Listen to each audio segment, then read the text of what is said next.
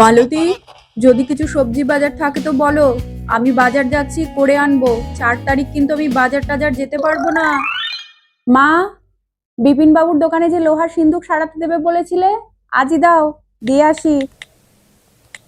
আমি 4 তারিখ বাড়িতেই থাকবো। টিউশন ছুটি, বাবুল স্যার পড়াবে না বলেছে। হ্যালো, বলছি গো সুনীল কাকু, প্রেসার কুকারটা হয়তো জাম হয়ে গেছে, সিটি পড়ছে না, একটু দেখে দেবে গো।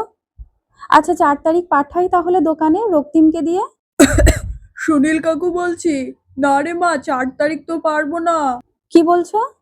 4 তারিখ পারবে না?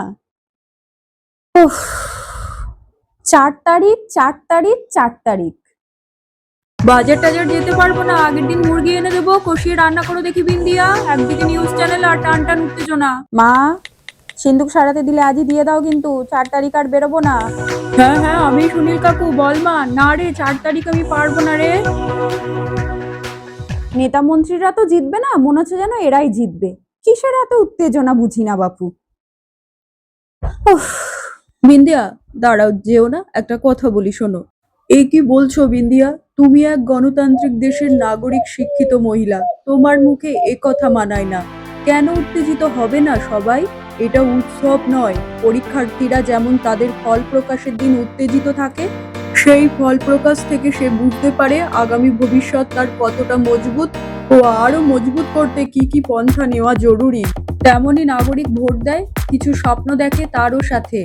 কি স্বপ্ন জানো বিন্দিয়া? একটি দেশের শিক্ষা, স্বাস্থ্য, শিল্পের উন্নয়ন। তেমনই ভোট গণনার পর উন্নয়নের প্রথম পদক্ষেপের সূচনার সাক্ষী হতে চায় একটি দেশের নাগরিক। এবার বুঝলে কেন 4 তারিখের উত্তেজনা? আজ যে দলই জিতুক না কেন, একজন সোশ্যাল ইনফ্লুয়েন্সার হিসাবে আমারও চাওয়া যে আমার দেশের, আমার রাজ্যের উন্নয়ন।